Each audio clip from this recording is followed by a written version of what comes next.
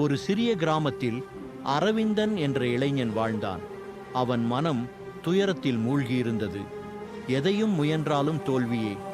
எங்கும் ஒளியில்லாத இருள் போல் அவன் வாழ்க்கை இருந்தது. ஒரு நாள் கடும் துன்பத்தில் அவன் கங்கையின் கரையில் அமர்ந்திருந்தான். கண்ணீருடன், என் முயற்சிகள் அனைத்தும் வீணாகிவிட்டது, நான் எதற்காகவே உழைக்க வேண்டும் என்று கேட்டான். அப்போது சிவபெருமான் அமைதியான புன்னகையுடன் தோன்றினார். நீ உன் முயற்சியில் உண்மையுடன் இருந்தால் உன் எண்ணங்களும் செயல்களும் ஒளியாய் மாறும். வாழ்வின் மையம் நம்பிக்கையில் உள்ளது என்றார். அதே நேரத்தில் சூரியன் தன் பிரகாசமான ஒளியுடன் உதயமானான். என் ஒளி நாள்தோறும் வெளிச்சமாய் பரவுவது போல உன் முயற்சியும் தொடர வேண்டும். சோதனை வரும், ஆனால் விடாமல் உழைத்தால் வெற்றியினை அடைய முடியாமல் எந்த இருளும் இருக்காது என்றார்.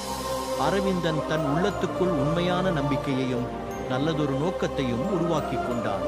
தினமும் விடாமல் உழைத்தான். ஒவ்வொரு முறையும் தோல்வி வந்தாலும் அதை ஓரிருப்பாக கருதி மேலும் பலத்தோடு உழைத்தான். முடிவில் அவன் நினைத்தது நிஜமாகி அவன் கிராமத்தின் மிகப்பெரிய வெற்றியாளனாக ஆனான். அவனின் மனதில் நன்றியுடன் சிவனையும் சூரியனையும் நினைத்தான். சிவனும் சூரியனும் புன்னகையுடன் பார்த்தனர். உண்மையான நம்பிக்கை மற்றும் நல்ல நோக்கங்களுடன் உழைத்தால் வெற்றி நிச்சயம் உன் காலடியில் கிடக்கும் என்றார்கள்.